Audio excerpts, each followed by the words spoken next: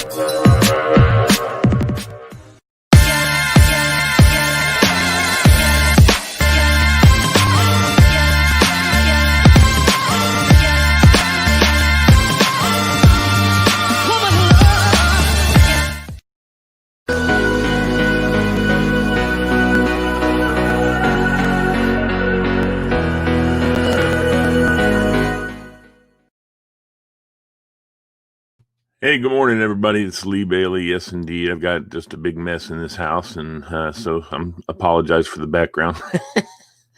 Anyway, good morning. Good morning. Let's reach over here and let's just do this thing, okay? No man ever will unfold the capacities of his own intellect who does not at least checker his life with solitude. De Quincey.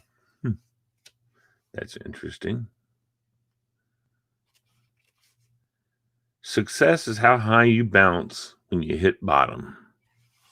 Success is how high you bounce when you hit the bottom. All right. That's pretty wise, I think. And I hope you do too. Well, one of the things we wanted to do today was, just talk a little bit about where I'm coming from, what I've been up to, give you a little bit of background. I know there's a lot of people who tune in and watch there's a lot of people who know me, and there's a lot of people who don't know me and don't know my background, don't know where I come from, and why I want everyone to be so encouraged, and why I named the radio station More Joy Radio. More Joy Media is the bigger umbrella of More Joy Radio. And, but today I thought it would be a good day to tell you a little bit about who Lee McCarran Bailey is, Lee M. Bailey. And, there's no change in names and figuring out things and doing stuff, because a lot of people have radio names. In fact, I did have one time because there's another guy on the air named Lee. His last name was not the same. So I had to change mine. So I used Mac because that's what my dad, my uncle, and my grandfather were called, Mac, Big Mac and Little Mac, because their last name was McCarran. So Mac. So I was Mac Bailey on that radio station. And it was the coolest radio station in the Shenandoah Valley, the Fox 99 FM. Yeah. So I did a little bit of production for them. So you can see I just did that same thing. That was one of the things we did. The coolest radio station in Shenandoah. That's a little bit of my background as far as where my name comes from, and it's funny because Lee M. Bailey, Lee McCarran Bailey, you'd think there's Irish in there, but there's not. There's no Irish, no. It's just Scot.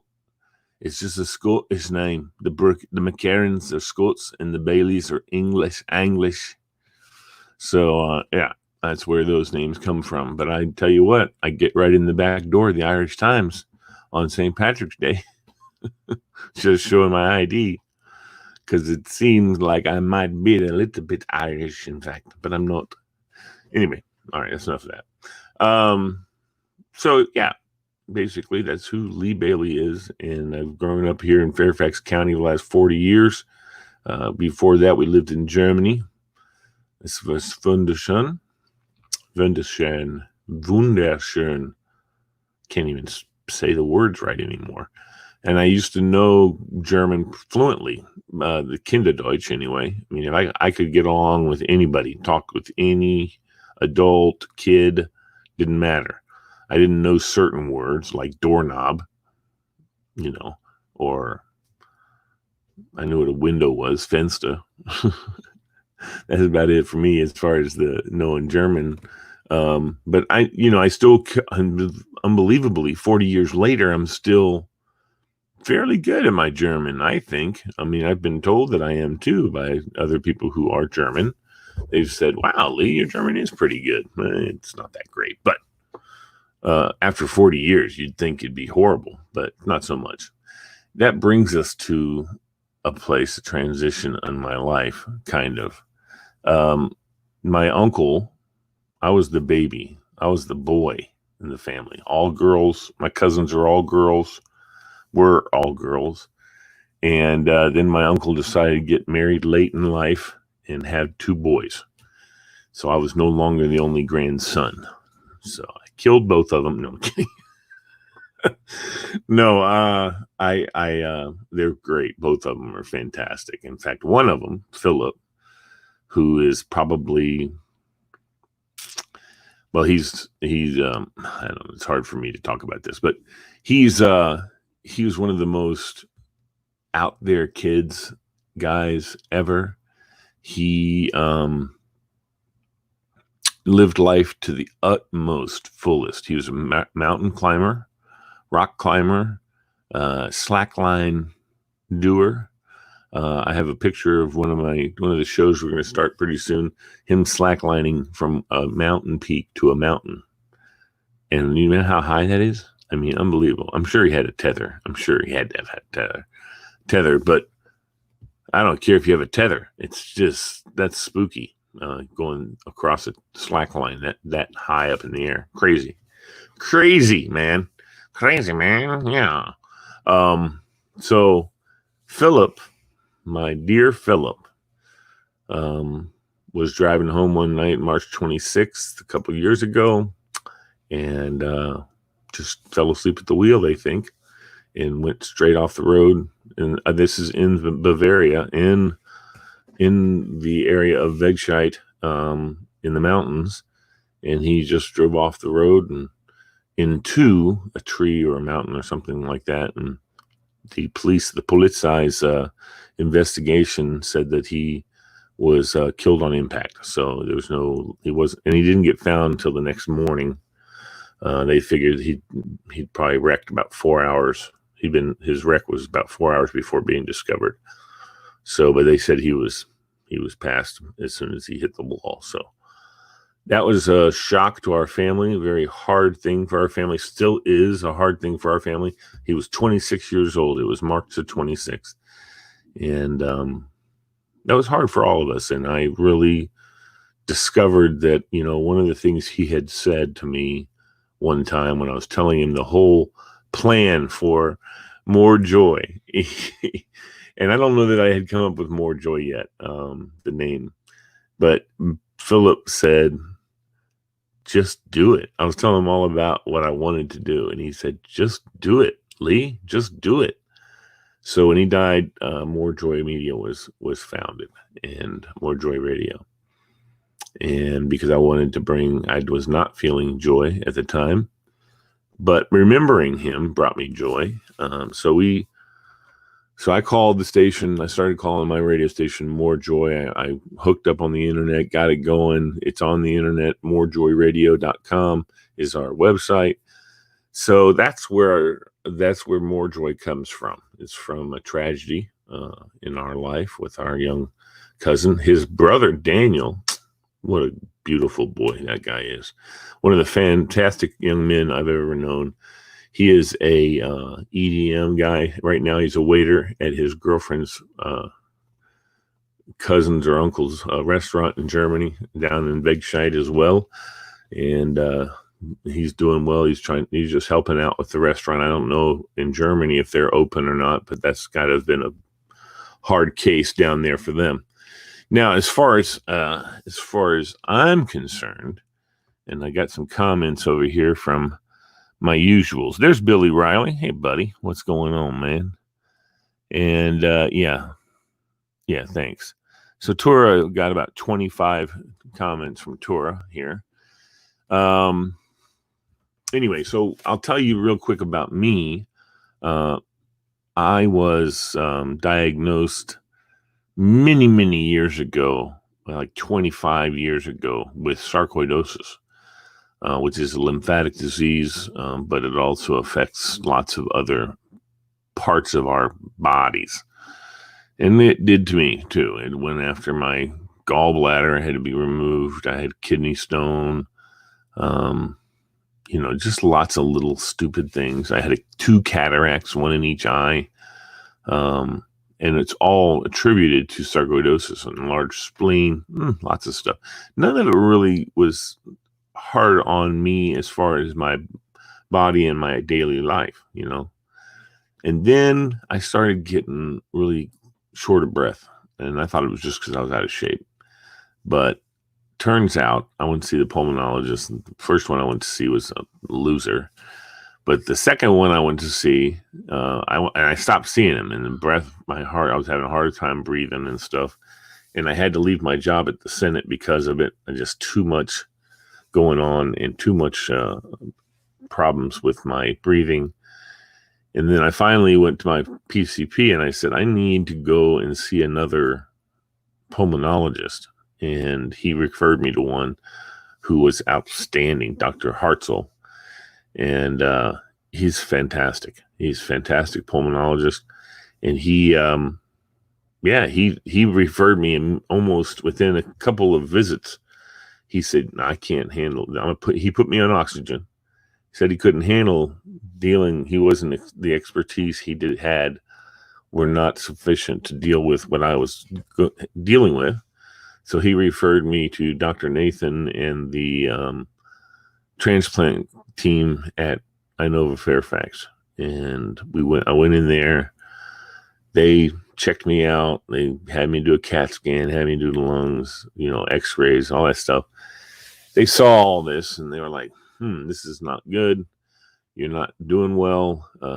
We can tell by your breathing, and we can tell by the spirometries. So basically, long story short, they first said, you're going to be on, and I had tons of tests, you're going to be on oxygen the rest of your life. And I said, no, I'm not. That's not in the plans, pal, lady. This is my Dr. Brown, who's so awesome. She said, well, if you don't, I said, what's the alternative? And she said, well, lung transplant. I said, well, then let's go in that direction, because I don't want to pull an oxygen bottle around behind me for the rest of my life.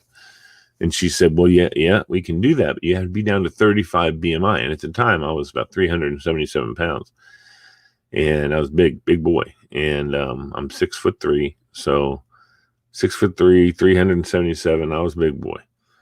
And she said, you have to lose a significant amount of weight before you can even be on the list. And I said, okay, I'll do it. I'll lose the weight. So she said, okay, so we'll start in that direction. Well, I went and found a place to do weight loss, and I was losing weight pretty good. But occasionally, I'd stop in the drive-thru and get off the diet a little bit and here and there. But in my mind, that only meant one thing. It meant that I was going to have to be on oxygen maybe for another couple of days if I didn't lose the weight, enough. But then I had an appointment. We went in because I had a kind of a little bit of a breathing problem. We went into the doctors and they sent me for the CAT scan, and they did a right heart cath, which is measures the amount of stress that's on my heart from the lungs. And they came back, and Dr. King gave me a little briefing with my family and everybody around. My whole care team. And Dr. King says, this is the killer. He says, Lee, if you don't get a lung transplant, and I was about probably 50 pounds away from my mark. He said, if you don't get a transplant, you're not going to last till the end of the year. I was like, what? I'd never heard that. That was never in the books. I'd never thought about that. None of it was considered ever. But sure enough, they decided that, they realized that, this is something that he can't live with. I mean, my lungs were literally going to kill my heart from the pressure and the stress of not being able to breathe. And then that's heart failure and done, kill your heart. You don't got a heart. Goodbye. So that's how that all went. And I said, okay. And like in the next couple of weeks, I lost it was about a month, but I lost the 50 pounds. And I mean, I got it off me quick, as fast as I could. And the docs all said, hey, you're there. Let's start moving. They recommended me we went through all kinds of tests to get on the list. Then they wanted to do additional tests. And when they were trying to put it in, a doctor specialist over at Georgetown had said, yeah, he doesn't have cirrhosis of the liver. Don't worry about it. And he doesn't need a biopsy. I can tell you he does not. So we came back. They went to the thing, and one of the doctors there said, well, did he get a liver biopsy? And they said, here's the paperwork. The specialist over at Johns Hopkins says, or over at Georgetown, whichever it was, Georgetown, I'm pretty sure, said he doesn't need a biopsy. No, we want one. So I had to go do that. Then I had to go do another thing that I was told I didn't need to do by the specialist, but the doctors at the transplant team who were overly cautious. And that's exactly what all it is. And that made me feel better in some ways. It's like, well, they're making sure. They're making sure because they don't miss any details. So anyway, long story short, I lose the weight. I get on the list, and I'm waiting. And then I had to go into the hospital at one point because I was struggling with the breathing, and came back out of the hospital. And then the doctor said to me, we need to hurry up and get you, because I think they did another right heart cath. And they said, we need to get you we need to get this thing done. And so we're going to put you back in the hospital on high flow oxygen. That'll knock you up several spots on the list, because it'll make it very critical, chronic critical. That's the word. And so we did. We went in, put me on high flow. It wasn't but 2 days, and they had an offer, and Dr. King said that he accepted the offer after one of his colleagues went and looked at the lungs and all that kind of stuff. So they planned to put me in surgery. There's a lot of God things going on all through all this. And I'm intentionally not touching on them because this is not really, for me, this is not testimony time. But I will tell you one of them. That is when we had our meetings with all the different aspects of the surgery. The surgeon came in, and she at the time, and I didn't know, she is the chief surgeon of thoracic surgery in Fairfax Hospital. So she came in, and man, when she was talking, I was just enamored. I was just like, this woman knows what the hell she's talking about. She is so awesome. This is great. She's a badass, and that's exactly what I thought to myself. And then when Dr. King came up and said, okay, we're going to put you into surgery we're going to do 7 a.m. so the doctor can go home and sleep. And I said to Dr. Bogar, and he said, no, Dr. Ryan. And I was like, I was disappointed because I really wanted Linda to do my surgery. But I said to Dr. King, I said, well, why not Dr. Boger? And he said, well, she's not available. And I said, oh, okay. He was, Dr. Ryan's great. And I had no doubt about that. No doubt whatsoever. But I was bummed because I wanted the badass to do my surgery. And then literally King left and Bogar walked in about 5 minutes later.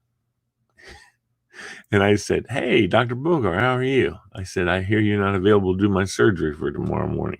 She goes, oh, I'm doing it. And I said, well, I thought Dr. Ryan was doing it. She goes, nope, took him off the list. When I saw your name, I said, I'm doing him. And I was like, that's awesome. So to me, that was a big God thing, obviously.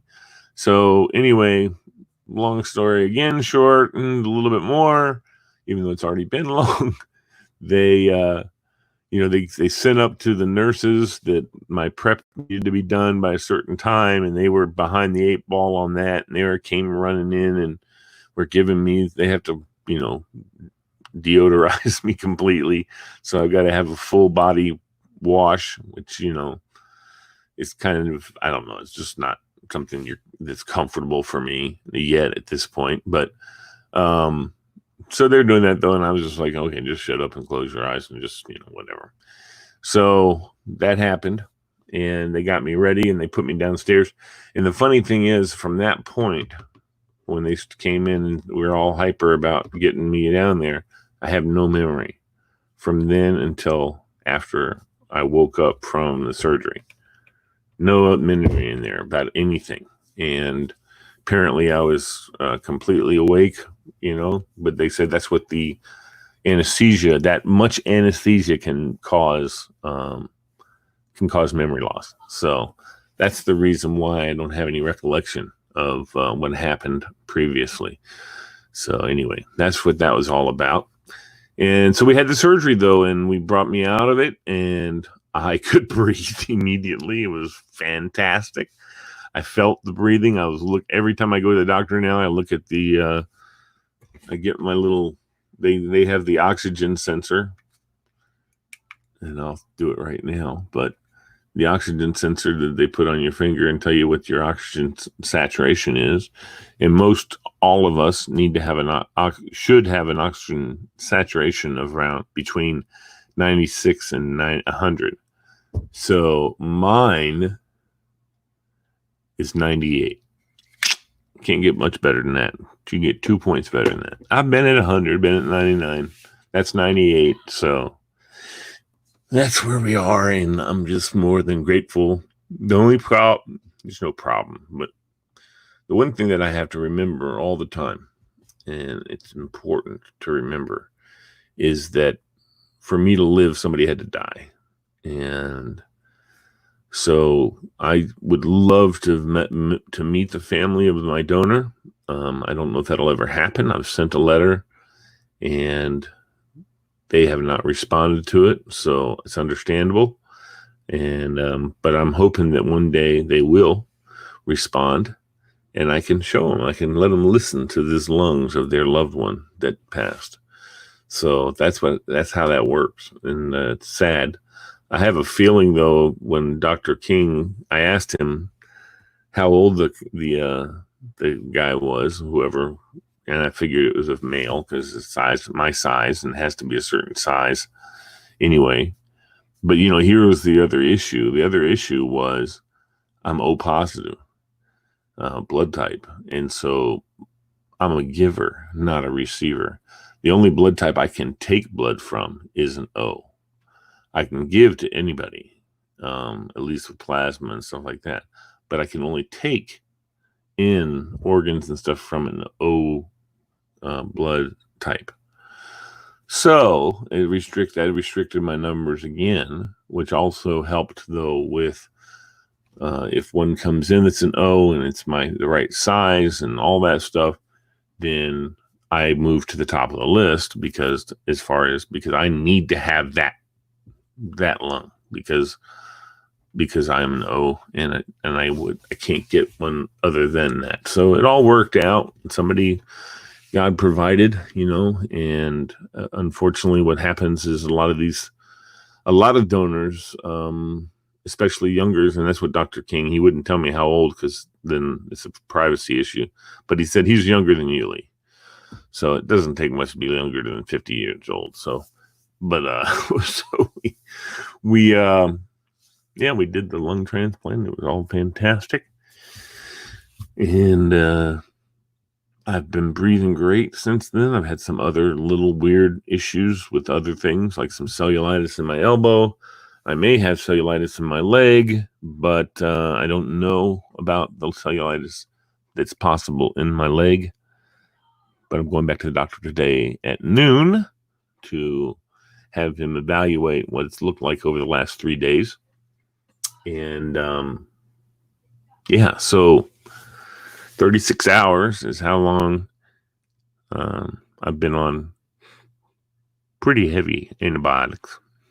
So, but that's where we are, man. I'm telling you, and I'm feeling so much better. And all the prayers that went into this whole process were all good, useful, and powerful. And I can't tell you any more than that. I'm looking at the comments again. Robin Urkums, thank you very much, buddy. Babe. Ma'am, Miss Robin. Anyway, so that's the issue. So I'm doing great. I am immunocompromised, obviously. So all this pandemic stuff is a little bit not scary. I'm not scared really of anything, and that sounds so weird to say that. But I feel like I have a really good. Someone's got my back pretty hard core, and that's definitely Jesus. So I don't, if he is for me, nothing can be against me, right? That's what it says in the book. So I count on that. And that's why there's no fear here. I mean, you can walk up behind me and go, and I'll go, yeah, maybe. Actually, I don't much do that, but, I'm sure that's what happens. And I'm continuing to do everything I need to do to keep on top of, how my life is lived. And my buddy Ben Alvarado, I don't know if he's on right now listening and watching, but he just liked the page, liked the program, like it says right there. And I encourage everybody who's on and watching, please hit the like and share so I know who's commenting. I know that Tura Arsala is commenting a lot. So he's got lots of things to say. He said, never give up, always think positive thoughts. That's one of his little mantras. And see here, George Walden, what's up, man? Big shout out from the Munich, Germany. Yes, sir. That's right. From Deutschland. I appreciate that, brother. I really do, George. Thank you, man. Guten Tag, wie geht's Ihnen? Es geht Ihnen gut? Sehr gut. Haben Sie ein Bier, bitte? Gehen zu dem Hoflerhaus und haben ein Bier für mich, ja? Dankeschön. Eine Weißbier, yeah. So anyway, sorry for the German derail. Shout out, George. Thanks, brother. Man, next time you're in town, please let me know.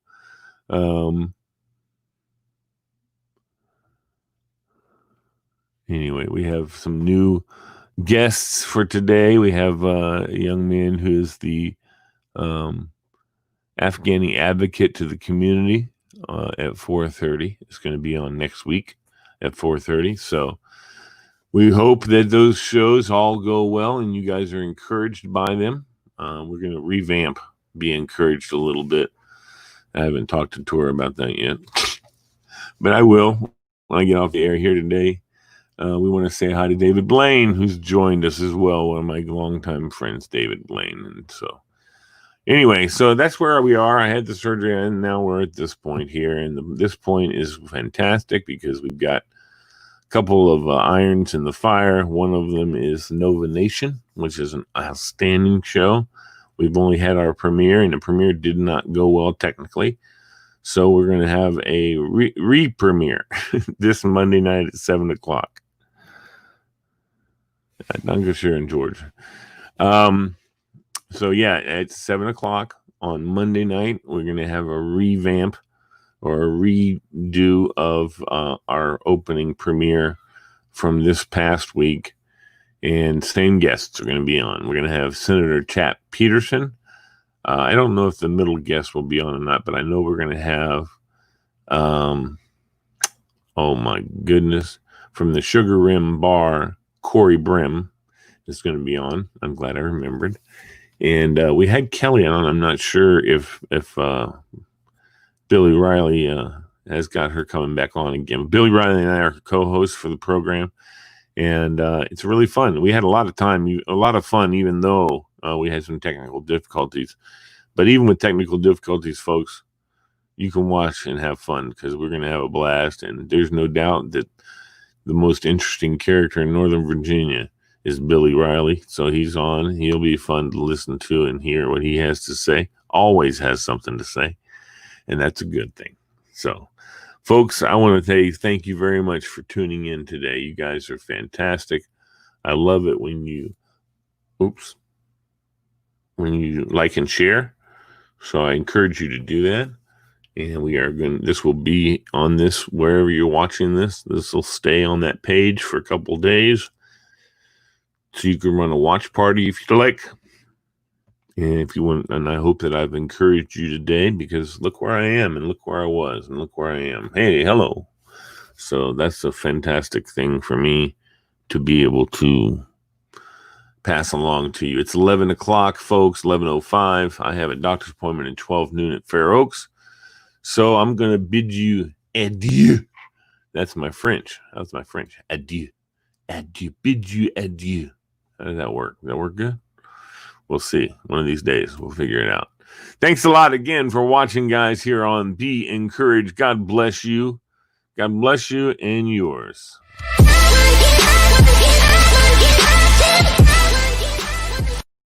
right. It feels right. Yeah, I'm saying that it feels right.